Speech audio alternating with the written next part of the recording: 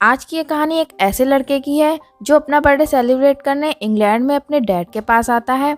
तो guys, movie की शुरुआत एक लड़के से होती है जिसका नाम जैक है, जो अपना बर्थडे अपने फादर के साथ सेलिब्रेट करना चाहता है। उसका और उसके डैड के बीच में कुछ अनबन रहती है, इसीलिए वह इस रिश्ते को बचाने की उम्मीद से अपना बर्थडे सेलिब्रेट करने अपने डैड के पास आया है।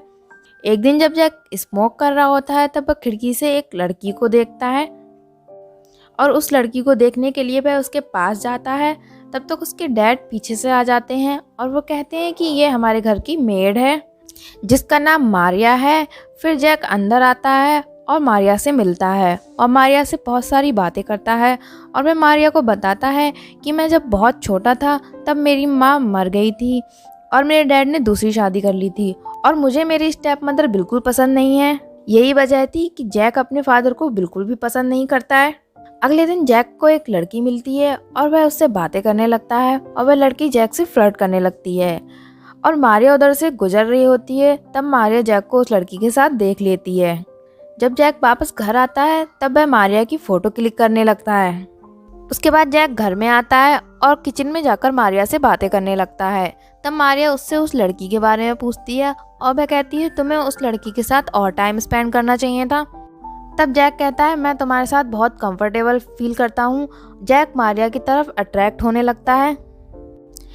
उसके बाद जैक मारिया को अपनी माँ की फ़ोटो दिखाता है और कहता है तुम बिल्कुल मेरी माँ की तरह लगती हो, इसलिए मैं तुम्हें बहुत पसंद करता हूँ। तब मारिया उसे अपने बारे में बताती है। कहती है जब मैं 16 साल की थी तब मैं प्रेग्नेंट हो गई थी और मेरा बॉयफ्रेंड मुझे छोड़कर चला गया था। तब भी मैंने उस बच्चे को जन्म दिया था और सबसे बुरी बात यह है कि वो बच्चा मेरे साथ अब नहीं है। इस तरह से दोनों एक दूसरे को अपने बारे में बताते हैं। इधर जैक के फादर उसके साथ टाइम स्पेंड करना चाहते हैं लेकिन उनके पास बिल्कुल भी टाइम नहीं होता है। ये सब बात वह जैक को बताते हैं। ये सुनकर जैक नाराज हो जाता है और वहाँ से चला जाता है। उसके बाद डेविड काम के सिलसिले में बाहर चला जाता है और घर पर मारिया और जैक अकेले होते हैं। तब मारिया जैक को बताती है कि तुम्हारे डैड तुमसे बहुत प्यार करते हैं, इसलिए तुम्हें उनसे ठीक से बात करना चाहिए। इस पर जैक कुछ नहीं बोलता है और चुप रहता है। अगले दिन मारिया का एक्स बॉयफ्रेंड उससे मिलने आता है और उससे कहता है कि वह अभी भी उसके पास वापस आ सकती है, लेकिन मारिया उसके पास वापस नहीं जाना चाहती है। ये सुनकर उसका एक्स बॉयफ्रेंड वहाँ से चला जाता है। ये सब जैक छुपकर देख रहा होता है। अगले दिन जैक का बर्थडे होता है और जैक किचन में कुछ खा रहा होता है। तभी मारिया जैक को उसका बर्थडे विश करती है और जैक उसकी तरफ देखने लगता है।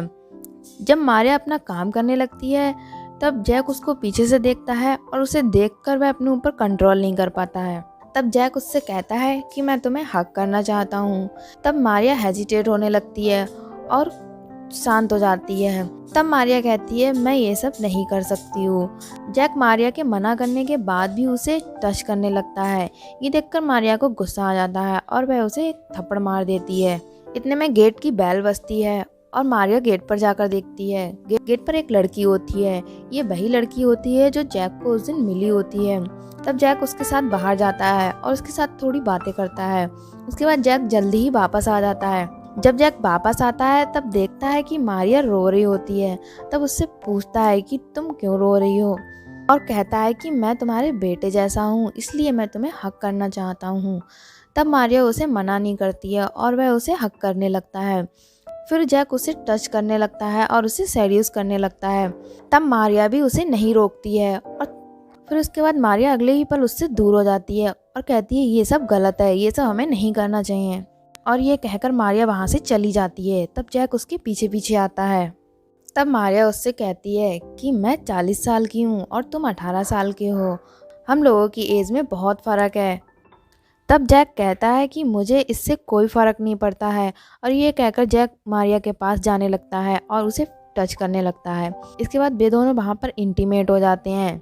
नेक्स्ट टाइम मारिया किचन में काम कर रही होती है और जैक उसे पीछे से देख रहा होता है। तब जैक उसके पास जाकर उसे टच करने लगता है और वे दोनों मस्ती करने लगते हैं। इतने में डेविड वहाँ आ जाता है और जैक को बर्थडे विश करता है और डेविड जैक को बर्थडे गिफ्ट देता है और जैक से अपने साथ डिनर पर जाने के लिए कहता है। तब जैक गुस्से में उससे मना कर देता है। उसके बाद मारिया जैक से बात करती है और उससे कहती है कि तुम्हें अपने डैड के साथ जाना चाहिए। तब जैक मारिया के कहने से अपने डैड के साथ डिनर पर जाता है और वहाँ पर उन लोगों में काफ़ी बात होती है।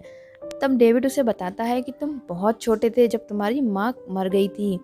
डेविड जैक से कहता है कि मैंने दूसरी शादी इसलिए की ताकि वो तुम्हारा ख्याल रख सके, और वह कहता है कि मैं तुमसे बहुत प्यार करता हूँ।